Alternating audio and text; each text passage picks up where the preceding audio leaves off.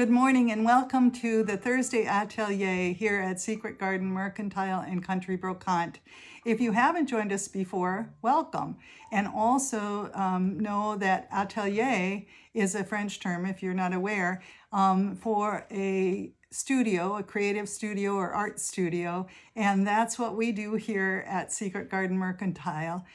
We also have a wide range of supplies available for your crafting needs, and those are available here at our farm, at our shop, and also at our website at secretgardenmercantile.com. So I encourage you to visit that site to get ideas for the projects that you'd like to do.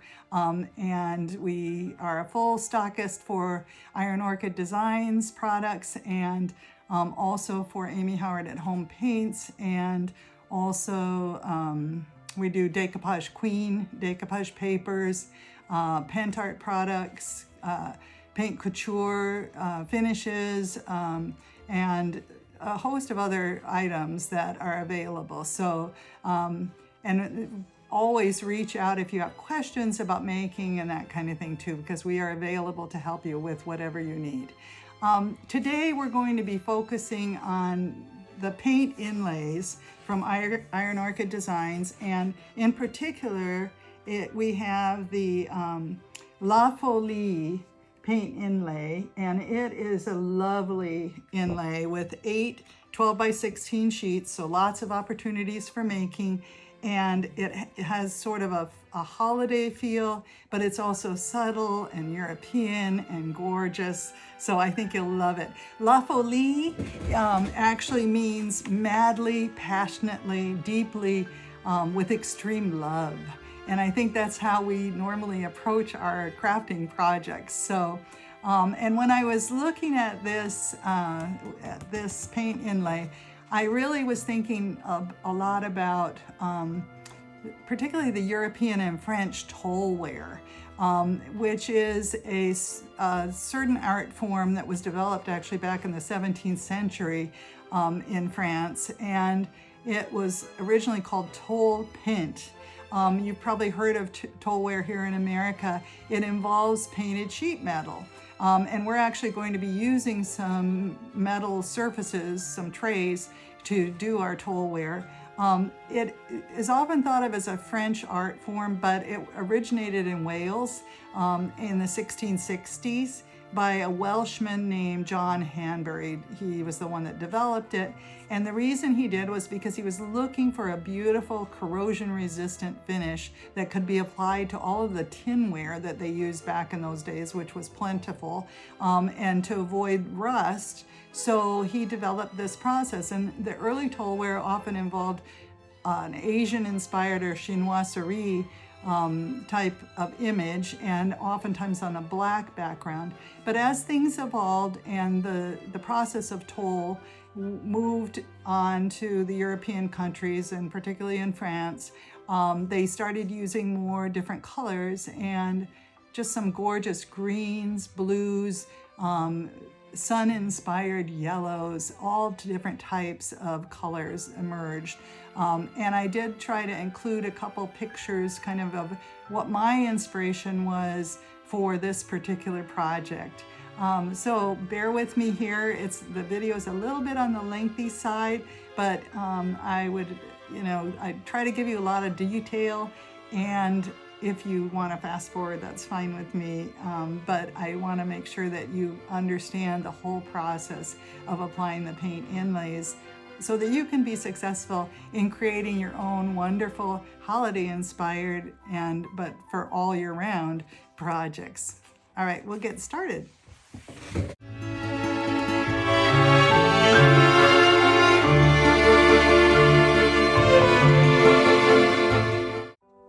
All right, we're going to get started now. I just want to show you first the things that I've organized to do this project. I have a couple of silver, they're metal trays with some sort of silvery plate on them. And I just got these at the thrift shop, and they're plentiful oftentimes. They're just these pressed trays. They're not that fancy. And I have a couple of them, so I'm trying to decide which one I'm going to use for my project. I finally came up with this one because I'd like to do a round shape, kind of like the inspiration that I had. So I'm going to put this aside for right now, although I think it could be wonderful for another inlay that I'm thinking about. So I'm going to put that aside for now. And I also have here, step by step, the Premium Plus 2-in-1 primer, and this is by Paint Couture, and we do have this here at our shop. And it's a wonderful primer, and it can be used on metal, plastic, vinyl, glass, and more. Also on wood to keep things from bleeding. But particularly on this metal project, I want to use this because this metal can be a problem in terms of the paint sticking to it. So I want to make sure that it sticks well. Oh, and before I get started with that, I'm actually going to use this. It's kind of a well-used can I have here with some paint spray on it, but it's called Clean Slate, and that's an Amy Howard at Home product that we also have here. It's a miraculous cleaner for all different things. It can be used for wood, it can be used for metal, it can be used for everything. And this tray has been sitting outside in the weather. It kind of feels a little sticky. I'm not sure what happened. Maybe some pollen or something got onto it. So I'm going to want to just clean that really well before I even apply my primer. Next is going to be our paint layer, and here it is. The one that I chose to be close to my inspiration is called Cartouche Green, and that's a one-step paint by Amy Howard that we do stock here at Secret Garden Mercantile. The other things that I have are our paint inlay, which is a critical piece of it. So this is the IOD La Folie paint inlay, and it's a wonderful part of the new 2025 holiday release. It comes with 8 12 by 16 sheets, so it gives you all kinds of opportunities for doing some inlays, and I'm going to show you how I'm doing that on this tray. It has a variety. Here's all the different patterns that are included in it, so you can get an idea of the extent of the potential for projects. And then here is the other thing that I'm going to be using is the kind of last step or finish is the fine line Crackle varnish, and this is by Pentart. And then it comes in 2 components, component 1 and component 2, and that'll be used for Crackle finish on our paint inlay once we get it all situated. And then over that, I'm going to use some antique paste from Pentart. Again, we do have these available. This is called Umber, and it is a really nice antique paste to emphasize the crackling once we get that finish on. And then last but not least, in terms of finishes, is the wax paste, and it's a metallic paste, and I think I'll probably use some of that on the trim. It has this nice cording style trim, or kind of rope style trim around it, and I think I might use that on that. That's my anticipation anyway. And then of course I have a variety of brushes. These are all kind of different brushes that I've obviously used quite a bit, but I can reuse those. I do have my spritzer, which is also, it's a fine mist sprayer, and again, I do think we have those for sale here in the Mercantile, but they're just a fine mist sprayer, and it's imperative to have this to use for your paint inlays. Aside from that, I have a tape measure, which is good for helping me center things, a pencil for marking when I am doing my centering. I have my 5-in-1 tool here, and although I doubt if I'll be using it today, this is great for helping to open paint cans. I would encourage everybody to have one in their studio. So those are kind of the, oh, and I do have some water here too, just to put my paintbrushes in. I have a roll of paper towels, and I have my my wet wipe here, and this is really good, especially when we get to the stage of doing the pastes, the antiquing pastes and that kind of thing, because you can wipe them back. I do have some soft cotton towels, and these can help with when I put on my clean slate. So let's get started with the project. We're going to first go ahead and use some of this clean slate for it. So I'm gonna, and this particular product is a little on the smelly side, because it is the kind of product that can cut through anything. It can cut through grease, it can cut through waxes on your finishes, that kind of thing. It doesn't take very much. I'm going to close it, put the top back on so I don't have to smell it the whole time, but you can tell it just brings everything to a nice shine, takes off everything that is on here. This tray even has some rust, because like I said, it's been sitting outside, so that's particularly important reason why I want to make sure to seal it well. With my sealer, I'm going to brush away at that. It won't matter too much. I mean, if you're using it, it's in its silver state, obviously. I mean, it would look kind of vintage with the rust, but also it won't matter much because it'll be underneath the paint, so not a problem that way. I'm just going to wipe off the back too while I'm at it. Try to get it cleaned off a little bit. Like I said, it just needs a couple dips in the rag in the clean slate, and it takes everything off of there. So that's kind of, it's a wonderful product. The other thing that it does is it preps, if you're using it on wood, it preps everything for the finish that you're trying to apply to it. So if you're using, for example, the one-step paint on it, it will prep that, or whatever type of paint you're deciding to use. It will prep the wood. It requires then less sanding. So that's a really important thing too, because I am not that fond, and most people aren't that fond of sanding, although I certainly have done my share and will continue to do my share of it, particularly on furniture projects. And we'll be doing some of those later on the Thursday Atelier. I'm just focusing right now on some smaller projects for the holidays that you can do. All right, so that's taken care of. We'll just let that air dry a little bit, I think. And I'm going to close up this can. And I'm going to use my hair dryer probably actually to make sure that it's nice and dry. Okay, my tray is nice and dry now. I actually didn't even need to use the hair dryer on it. So I'm ready to go ahead and put on my primer. By the way, the other thing I always have at hand is my coffee, because I find that I just love to sip on coffee, and a nice jug of water. I keep this in my studio at all times, because I find that when I get immersed in a project, I tend not to drink a lot of fluids. And by the end of the day, I can become kind of dehydrated, honestly. So I really, I think it's really good to have some water by your side all the time and take sips of it throughout the day and remind yourself to. But for right now, I'm going for the high octane. I'm having my coffee. So this is the cartouche green. Oh, wait, I'm going to put that aside. And here is the next step, which is the 2-in-1 primer. So we're going to shake that up a little bit just to make sure it's mixed well. Looks like it is. I used it for another project just a little bit ago. And I'm just going to sit down here and go ahead and paint the primer onto the tray.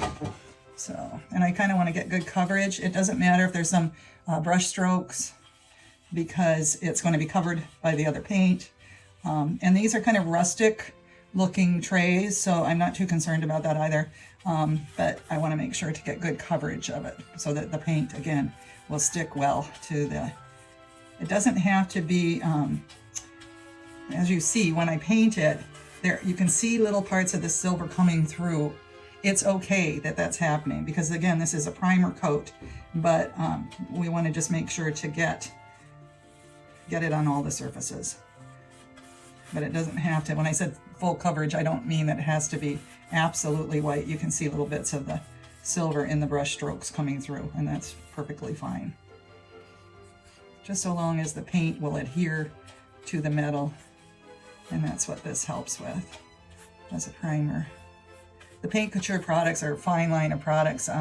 We stock them here. Some of the products we have, some of the primers and the specialty paints and metallic paints and those kind of things. Some glazes, I really like their glazes. And so there's all kinds of possibilities with them. I'm thinking about going ahead and stocking some more of their paints too. I'm just trialing some of those now to see what I think. They do have some nice lines available, so I'm thinking about that as an option too, because I kind of have to like what I work with. I don't want to sell it if I don't like the products. So I have to do quite a bit of testing on my projects for them and make sure that I feel like they're worthy of selling in my shop. So that's the key. All right, so we're almost done with this. It doesn't take long. You just want to go ahead and get it primed. This one, get those little rope edges. Make sure that I have it in the little nooks and crannies of that. And again, I'm just using a chip brush for this, nothing fancy. As you can see, it's kind of an old brush that I've used many, many times, but it works fine for this primer job, and I'm not too concerned about, again, the brush stroking with it. So particularly for this project, you can straighten it out a little bit. I'm just feathering it really lightly right now just to remove some of those strokes. This one has a pressed, kind of like a little engraving in the center of it. So I don't know how much of that will come out in the paint, but it's kind of a neat little background too. So, but once we put the crackle on, I doubt that it'll show up much anyway. But all right, I'm just going to put this in my water, close up my jar here. And this one I am going to dry with the hair dryer. So that's the other thing I always have available close by. So I am going to start drying that with the hair dryer, and I'll put the video on hold while I'm doing that. But I'll get started with that. Okay, now my primer is quite dry. I like that it comes to kind of almost like a light chalky finish. It's a perfect substrate now for painting with my Amy Howard at Home one-step paint. I've got my tubes, and I pour my cans, I think I've probably said this before, but I pour my cans into these little tubes, and I love these because I can pour a can of paint, a small can, like a, I believe it's a 16-ounce can, fits really well in here, and then it keeps the paint fresh and accessible whenever I want to use it. These are like little ketchup and mustard dispenser, and you can get those, I think they had them on Amazon. I can get them in the 12 packs.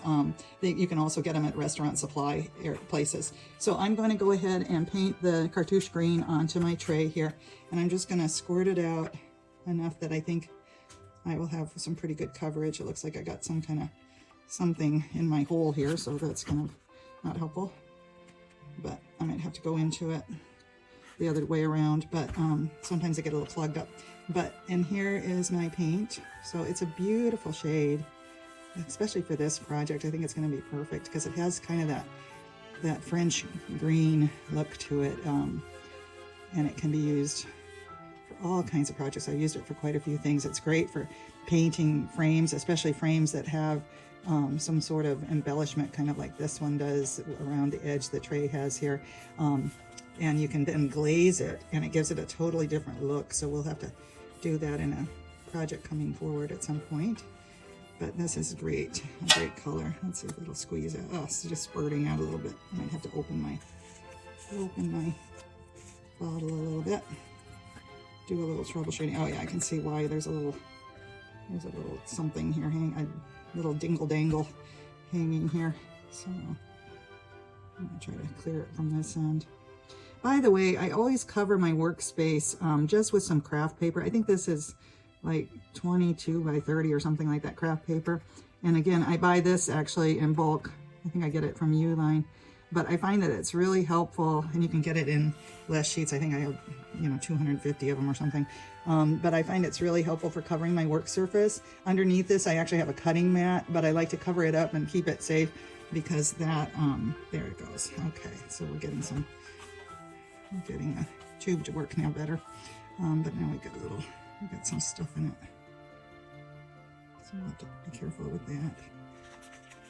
Again, having the wet wipe close by is always helpful. All right, I'm just gonna keep at it here with my painting.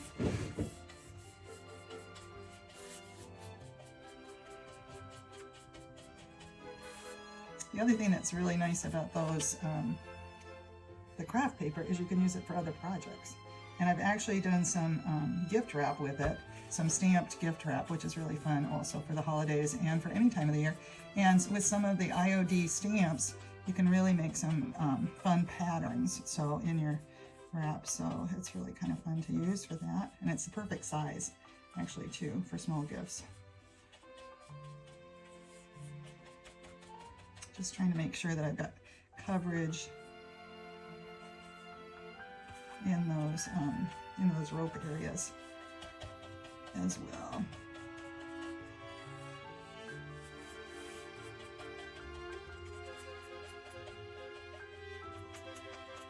It's really important to also turn your piece around when you're doing small pieces, because oftentimes you'll see something when you turn it around that you didn't see with the other angle that you were working with. So it's good to do that. So I'm just going to again feather this out just a little bit to decrease the brush strokes a bit, because they will show up a little bit on this. Let's see, again, some little holidays here, spots that I missed so in my tray. So I'm going to try to go back and fill those in that I see from the other angle. It's interesting how that works, because if you don't do that, you may all of a sudden end up at the end of your project realizing, oop, there's a holiday that I missed. And sometimes it's kind of too late to do much about it by the end of the project. So you want to see if you can get those right off the bat when you're painting. Okay, I think we pretty much got, oh, there's a little, again, a holiday, not the good kind of holiday. Yeah, you want to kind of fill those in. Yeah. This is... And sometimes it's good to tell myself, I always want to just keep on going, but sometimes it's really good for me to tell myself to slow down and go through each part of it, you know, kind of consistently, and just take a good look at it. I'm just going to set my brush aside for a moment, and then I'm going to go ahead with the hairdryer again on this. Okay, I do have just a few more. I can see more holidays once I dried the paint, so I'm going to put a little more coat just kind of around the edges primarily, because that seems to be the area that I missed. And in the middle I'm going to be putting another coat on anyway to place my paint inlay. So I'm just going to do a quick little cover up of this.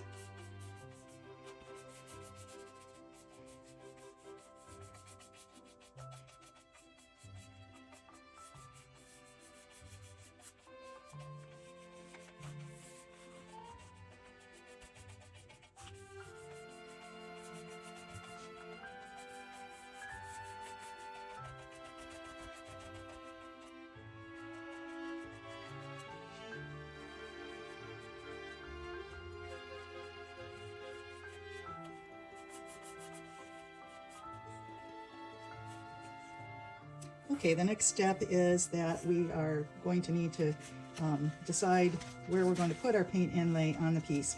And I kind of chose this part of the inlay. It comes on the sheets, on the tissue paper sheets, as you can tell. You can look at each one of them and decide. I love these larger roses, but I think on my piece, I could do a couple of them possibly. That might be a possibility, but I think I'm going to stick with my original idea, which is to have a centralized circle piece in the, and I'm gonna, you know what I love about this is that it has this really pretty little bow, and again that kind of goes with the French country motif that I'm going for here. So this is what I have chosen. I'm going to go ahead and cut that out. I do need to get my scissors to do that, which is something I didn't mention that I always have on hand in my workspace too. But we're just going to cut around the image on the tissue paper. You can see I've used other pieces, and I'll show you some other projects that I've done actually with this same inlay toward the end of the video. I've been really taking advantage of this beautiful paint inlay. So there is approximately where it's going to go. Of course, it's going to be the reverse this way, but just to get an idea of what it's going to look like, I'm going to position it here. I do feel like it needs something additional down in this area. I'm not sure exactly what that is, but I kind of had my eye on just a little floral, a little rose to add in down here to kind of balance out the bow up above. This is a little tricky because it's really part of, I wonder if there's a different one, a different little rose. There's one that's kind of more on its own. No, that's part of another piece.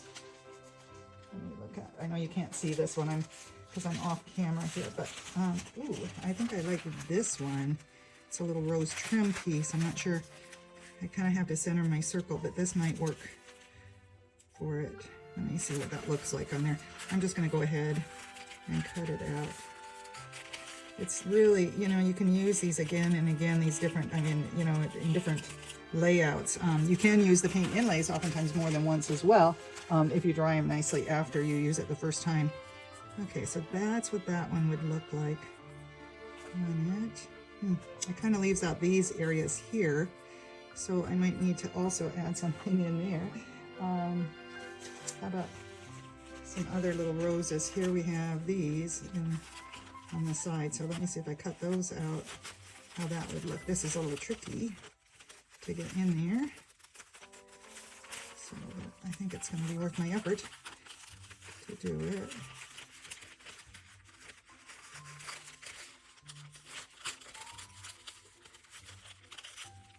Okay. I think maybe putting some of these on the edge would just kind of fill it out nicely. So I think I'm going to do that just to balance the piece a little bit and not have a lot of just open, empty areas. I'm just cutting around this in the tissue paper here.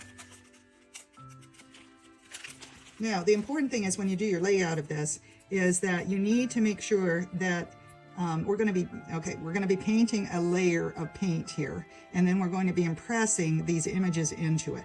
And each of these painted images on the tissue paper needs to be able to lay into the paint, okay? So you need to make sure that you see that it is. Now, if I were to lay this over this other piece, it would block some of the area that would be needing to be laid into the paint. So I'm going to make sure that I cut really closely in. I'm going to do a little, almost a little fussy cutting on this, not quite, but just really cut close into the design to make sure that it's not going to overlap on any of the other tissue paper, so that my design won't show up ultimately when I do my painting and when I inlay it into the paint. You'll see that as we go along, but we need to make sure that it all fits in there perfectly. So it's good to cut it a little closer. There we go. All right, and these I think will be okay. Again, I'm going to cut into this a little closer just to make sure it's a little easier for my layout, because I don't want anything overlapping, and then that image will not show up on my paint. So here we go.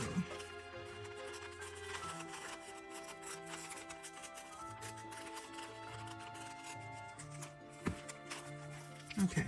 Of course, this little circle needs to be somewhat centered on the tray, on the platter. So I'm going to keep that in mind when I'm doing it. This one will be underneath. It's really kind of going to be, I think it's going to be just darling. And still need to cut away at this a little more so that I make sure that I allow the place for the paint on the other one. Okay, let's see if this works. Yeah, that fits in there really nicely. And I just didn't want these to go up too much over the curves. It's a little more challenging to do it. You certainly can do it, but I just didn't want to have to deal with that. And also just for the design that I'm trying to create, I thought it would look better if it doesn't do that. And then these will go on the sides. So I'm going to cut this just a little closer in there, so that everything fits really nicely here. Yeah, looks like I have this off a little bit anyway, as far as my centering goes.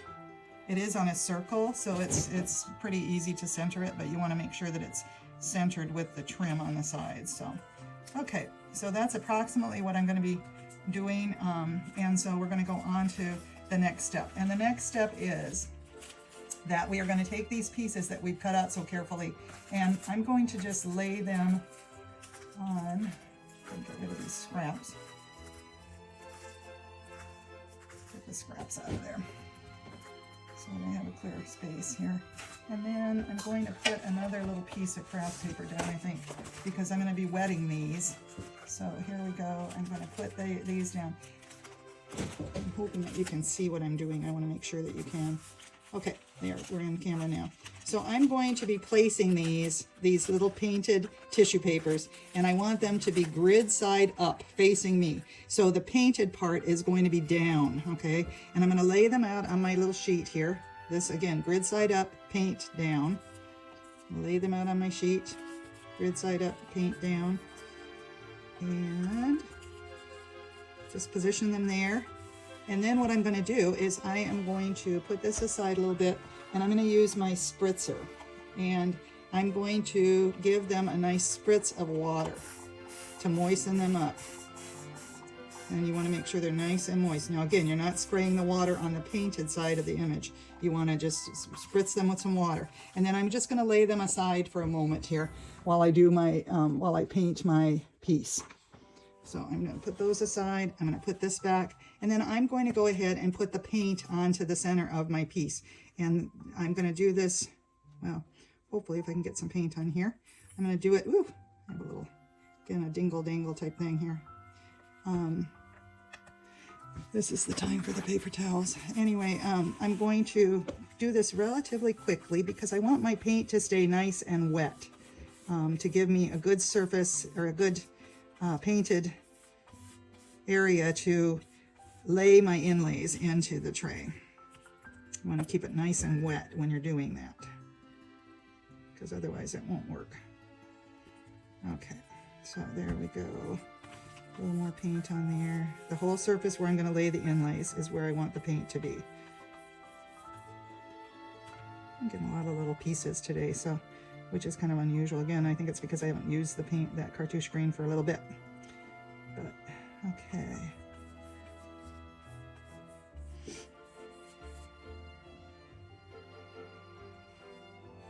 All right, so there we have our paint laid out. I think we're set there. And now I'm going to go ahead and pull my moistened inlay pieces back over here. And I want to show you how I'm going to go ahead and position them. And I want to make sure this one's nice and moist. I think it is, yeah. They just need to be kind of moistened and softened. When you're placing them on, you don't want to be touching the painted area on the other side of because it could smudge. So as you're laying it into your surface, again, I want to center this. Once you put it on there, you don't want to move it a whole lot. So it's kind of important to kind of try to do your centering as you go. Oh, I just laid it in. Let's see if this is good. Not so sure, but I think I've got it. Okay, so there we go. And then I'm just going to kind of push this in there. But right now I want to go ahead and put these other pieces on also. Hopefully they will fit with the way that I positioned that one. I think they will. Okay. So again, making sure that your painted areas are sitting directly into the paint is really important in this. You got to make sure that they all hit the paint. These little painted areas all have to hit your wet paint when you're laying it in. Here's this piece. Oh, this is going to be so pretty. Yes, I can see it already. I'm so excited. I'm going to moisten this up just a bit more. I don't know if you can see me do that, but I'm going to spritz that one more time just to make sure it's nicely moistened. And then I'm going to go ahead on this side and put it in kind of a symmetrical pattern. Now, once you do that, you want to go ahead and I'm going to kind of start pushing the paint inlay into the paint. And I'm going to do that in this case with my fingers. I can use a little brayer. Let's see if I have my brayer. Yeah, this is a small brayer, which is perfect for this particular situation because you don't want to start getting into the wet paint too much with it. So you can use this and smooth it on there without picking up wet paint. I did a little bit, but it's not going to hurt anything, I don't think. And then on this, oops, I'm turning it, so I don't want to do that because it can smudge. Yeah, kind of steady it with my fingers when I'm doing the brayer. And again on this one, you just want to make sure that you've got it well impregnated into the wet paint. So here we go on this one. Nicely go over it with my little brayer. And this is just a little, I think it's 1.5 inch speedball brayer, and it's available. It's a hard rubber, pretty well, it's a medium density rubber, I think, on this one, but it works very well for these types of things. I also use it for block printing and that kind of thing, and we'll probably do some of that at some point later in the Thursday Atelier. I'm just going to wipe it off and clean it off a little bit with my wet wipe that I have always at the ready. Now the next step is to, and this looks like here, got a little bit of a wrinkle, so I want to try to get that out of it because it will kind of show up sometimes. Although it's not that big of a deal because again, we're dealing with vintage patterns. So, and then I'm going to go ahead and spritz this with some water again over the whole thing. And again, this is just to make sure that it actually goes into that paint really well. And then the next step is to get clean, and I use just a paper towel for this, and I'll moisten it a little bit, moisten my paper towel, and then I'm going to push into the inlay again to make sure it's adhering really well into that paint. And it's just almost like a pouncing motion on it. I don't want to rub it, but I just want to pounce it in. There we go.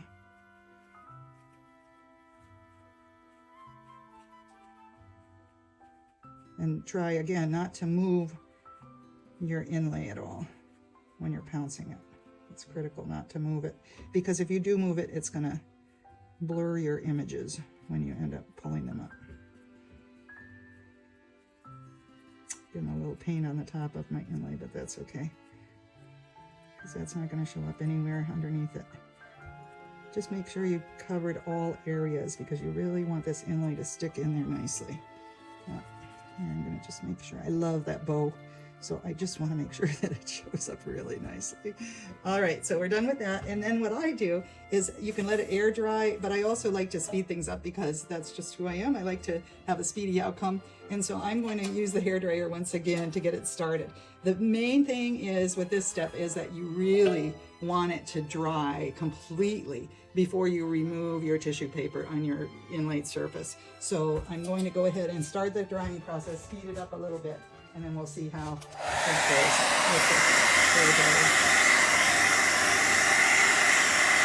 goes. Okay, now this should be nice and dry. I'm hoping that it is. It feels good. If you feel any coolness in the metal and that kind of thing, you might want to make sure that you dry it a little further. And this is kind of the moment we've all been waiting for. So I'm hoping that this turns out well. Here we go. I'm going to, the next step in the inlay process is to spritz it again. Moisten it up with some water. Again, a little spritz of water on it to loosen up the tissue paper. And then, and that's kind of a lot of water that I just got on there, so I'm gonna just very lightly kind of sop it up a little bit.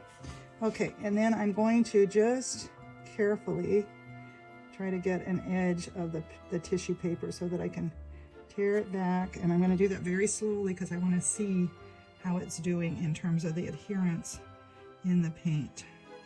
And I can see right away that my pattern is adhering to the painted surface, which is the way it should be. It's pretty exciting. I'm going to just gradually peel it all back, and I keep kind of a straight angle up when I'm doing the tearing back. And I want to keep this piece of tissue paper intact because it still has some paint on the surface, and I can actually use this inlay again. It might not adhere with quite as bright of a color range, but it'll be great for some additional vintage look, aged look inlays that I could use for a different piece. So it's pretty exciting. Look at how those images show up though. They're very nice and clear and detailed. This is the exciting part of the whole process. And there we go. Just keep pulling it back so that I can get my whole print on there. Just gradually, slowly. Don't want to tear my tissue paper. It'd be hard to tear it though. It's pretty sturdy stuff. There we go. And I love that it's got this date of 1789. Oh, perfect. All right, there we go.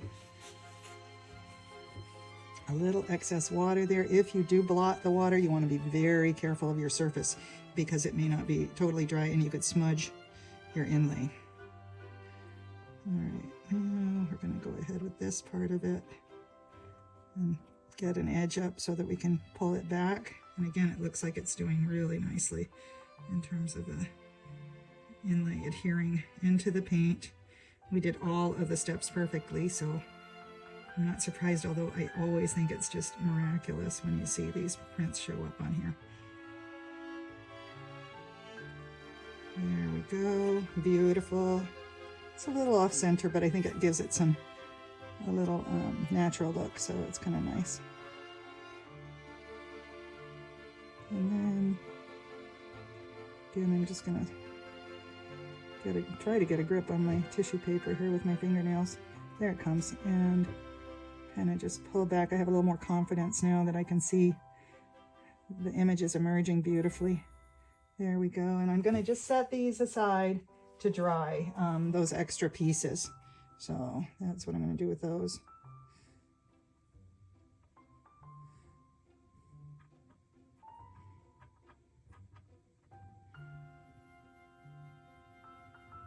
Okay, the last one emerging. There we go. Oh my goodness, that is just gorgeous. Okay, now we've got a little bit of wet paint from my misting around the edges of it. So I'm gonna just help that to dry a little quicker by doing this, just a little blotting with it.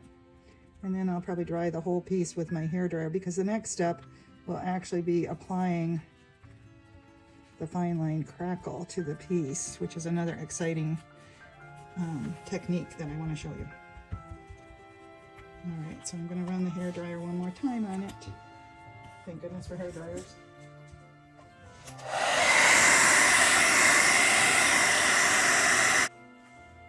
Okay, so after I dried it a bit with the hairdryer, this is what my piece looks like. I just think it's phenomenal already.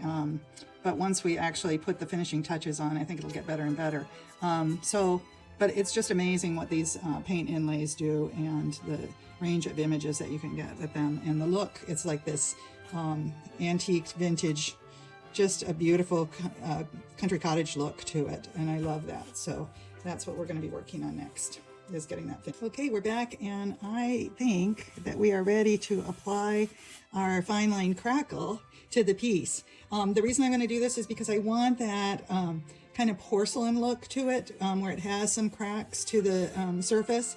And then again, I'm going to probably embellish this outside edge. I got to see what it looks like when I get closer to it. But what I'm going to be using is the Pentart Fine Line Crackle Varnish. It comes in 2 components. This is the first part that you put on your piece, and then this is the second, the component number 2. So that'll be the second part that we add to it, and that's actually what makes the crackle happen.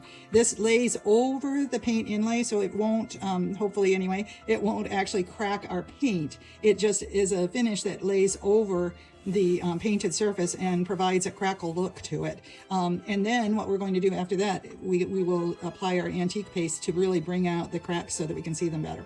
So I'm going to get started with this. I use a very soft brush. These are great. These are kind of disposable, but I use them again and again.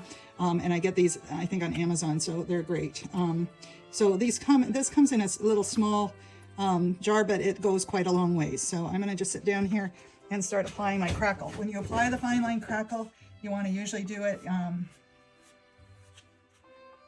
in the same direction if possible. So I'm going to just start putting it on here. And the thinner your coating of the crackle medium, the finer your crackles will be on the piece. And I do kind of like a fine crackle to mine. It looks, again, more like porcelain. So we'll see how this turns out with the level of crackle medium that I'm applying here. You try not to go over it too much, although sometimes I do a little bit. So we're gonna just go over this whole piece, and I'm starting kind of here in the middle area, but I am going to expand it out because I want it to also cover this whole tray with the crackles.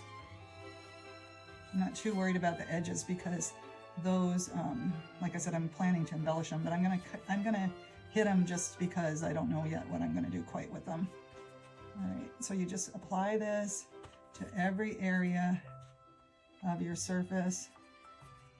And I'm using kind of a light coating of it because, again, I don't want it to be, the crackles to be, or the cracks, I should say, to be too wide or thick in it. It's called fine line crackle, and that's exactly what I want to achieve with it if possible. We'll see how it works. It does look like it smudged my inlay just a little bit there, but I'm not going to worry too much about that right now. All right, so maybe I just need to use a little lighter touch with it so it doesn't do that. When you're working with inlays, that's something really critical to your surface. And I think you could actually spray a top coat, a clear coat on this first if you wanted, to make sure that it doesn't smudge with your fine line. So that's another thing you can do just to safeguard your piece a little bit. I'm just gonna keep on here with what I'm trying to accomplish. Yeah, that's a little smudged in there, but I kind of smudged it back into the piece, into that bow. So we'll see how that turns out. And you can see where you painted with it, so you want to just make sure that you get complete coverage of it on your piece, because otherwise some parts may be crackled and some parts maybe not, and it might look kind of funny. Okay, I'm gonna go ahead and keep doing this, and I'm gonna go off video for a little bit while I do it. Okay, now I have all the crackle, the first component of the Pentart Fine Line Crackle Varnish applied to my piece, and I'm just going to let it dry. Actually, I did a little bit of blow drying on it, just a slight amount, but I'm going to let it dry naturally. I'd say for a couple hours because I actually have to go for a hair appointment. So I'm going to do that and let this dry, and then we'll come back and I'll be applying the Fine Line Crackle Varnish, the second component. I'm going to do that tonight so that it's ready for the the wax paste by tomorrow, because it does need to dry for a few hours just to make sure that it does its thing. So we'll do that step next after this dries. So I'm going to let it go ahead and do some drying for a little bit. So I will be back. Okay, we're ready to put the final coat of fine line crackle varnish on our piece. And I just want to, I'm going to shake it up really well here. This is the Pentart Fine Line Crackle Varnish, and it's component 2, it says on it. So when you look at it, it says component 2. And that's going to be the final coat on our piece. I also did this piece while we were working on these paint inlays and the French style is sort of like a tole print. So I thought this one turned out really pretty too. And it's made with the linen. The color is linen, and it's the Amy Howard at Home paint as the base. And then our IOD paint inlay that's part of the 2025 holiday release. And I just love the birds and the trees and the little French script on it, the roses, the whole thing is just lovely. So I'm going to do the same idea with that, with the crackle, but I just wanted to show it to you a little bit. And here is back to our one that I did in the cartouche green. So I'm going to go ahead and open this up and start putting the final coat of the crackle medium on my piece. And again, I'm just going to use a light stroke with it and just try to cover with a fine coating of it over the entire piece. Now I let this dry for a few hours in between the coats, and it still has a slight tack to it. When you touch it, it's just a tad bit, just a little feeling of stickiness, and that's the way that it is with the fine line crackle medium. That's just the characteristic of the medium, so you can expect that on it. So you don't have to worry that, oh, it's not dry after a few hours of actually sitting and drying. So, and I did a little light before, in order to get this to dry, I did do a little light hair dry, blow dry on it to start it. So this will come out with a somewhat of a gloss finish, so you can also expect that in your piece, and it makes it look almost like a porcelain finish if you're thinking in terms of what the final outcome is for it. So I'll just keep painting here with it, and just make sure you cover the entire piece. That's the critical part. You don't want to overdo it and keep going over and over, but you want to make sure that you definitely hit all of the piece. So we're going to do this, just light, consistent strokes. And then I'm going to go off camera for a little bit, and then we'll come back and I can show you the final steps in your project. Okay, so here we are with the 2 trays that I have put the second component of the fine line crackle on, and I can see when I look at this that there are some cracks, but I think I would like to see a few more of the cracks. So I'm hoping that if I apply a little heat to this, that it will help to develop those. So that's what I'm going to do. I'm going to start up my little heat tool right now and try to do that. So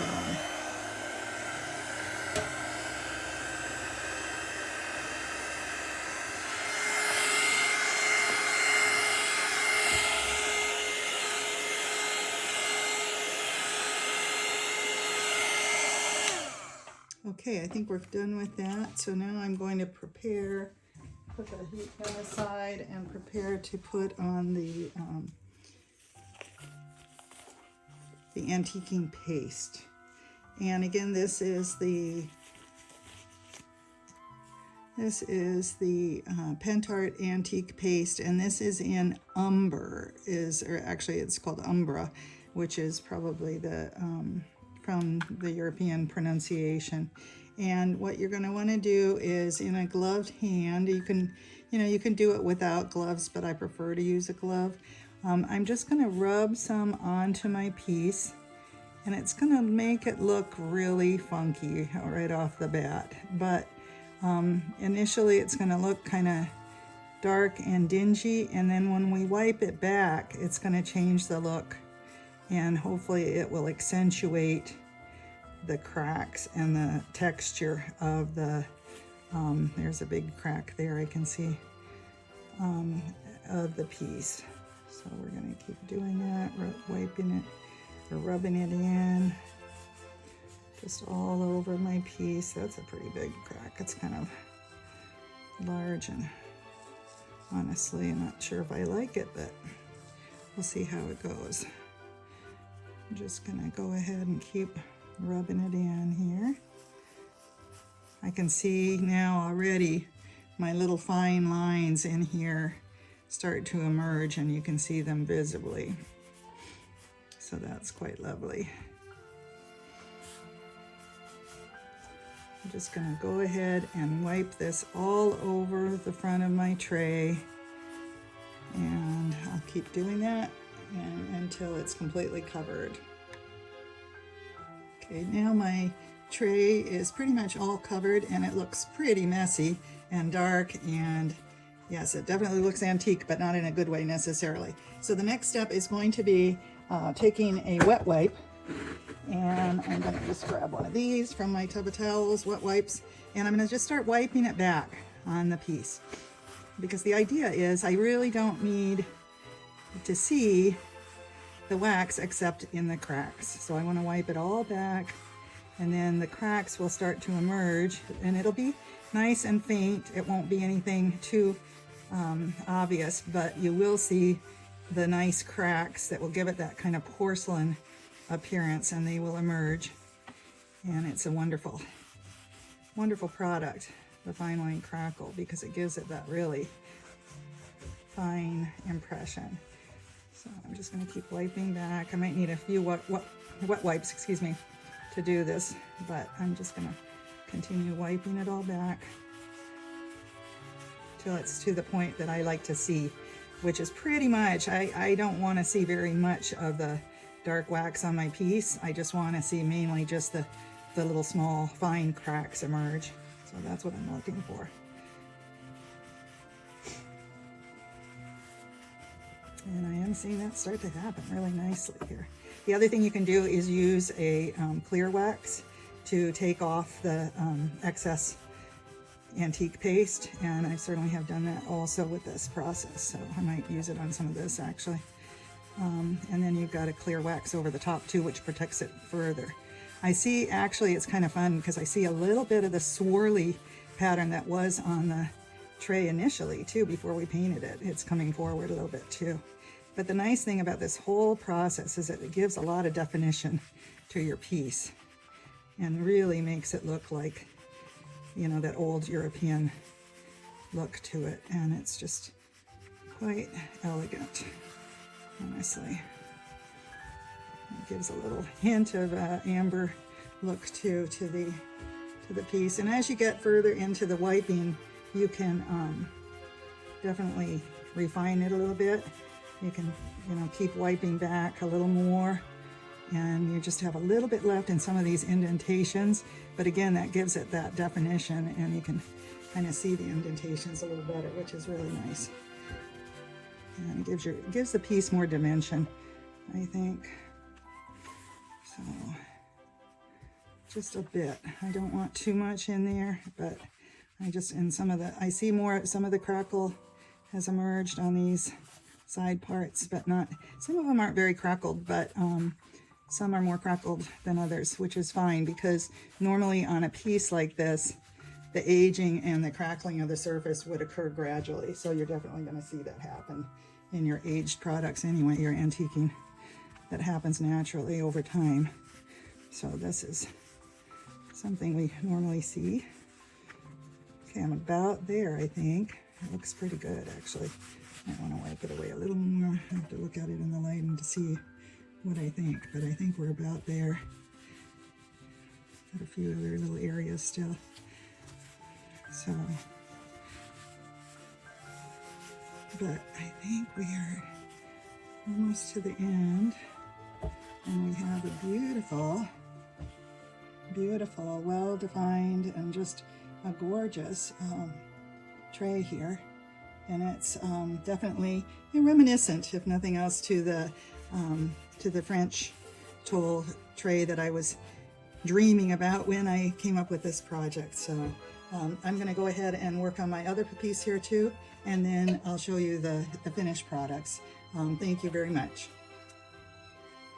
decided on this one that I'm going to put just a hint of gold around the top edge. So just to give it, again, a little detail and just a bit of bling, I guess you could say, for it. And I think this is just the right touch for it.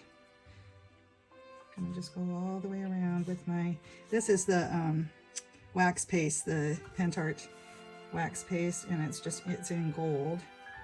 And we do have that available as well at our shop at secretgardenmercantile.com and here at our farm and our studio. And so you can come and visit and pick things up here too. But here it is. So just to remind you, we are a full stockist for IOD, Iron Orchid Designs products, and we also sell decoupage queen, decoupage supplies and products, and then mainly the decoupage papers. And we do have some other things. We have some paint couture items, as you saw, that I was using in the video, and also the Pentart products, which are wonderful also for embellishing your projects. We have Amy Howard at Home paints and brushes, and then we do have some Jamie Ray Vintage decoupage papers and stencils. We also have the Amy Howard at Home mesh stencils. So we really have a full range of products, and we're just really proud to be a stockist for all of those here in the Pacific Northwest. So come to the secretgardenmercantile.com shop, or again, stop by and see us here in Seabeck, Washington. We'd love to meet you and talk to you about your projects and what you're going to try to accomplish. I think this is really turning out spectacular with the gold. As a matter of fact, I think I'll try to put a little around the edge around that little rope edge on the other trays too. So this really adds to it. All right, well, I'll see you when we, I'm going to kind of stage these things so that you can take a better look at the finished products. And thank you so much, and hopefully you'll join us next Thursday at the Thursday Atelier here at Secret Garden Mercantile in Country Brocante. Bye-bye for now.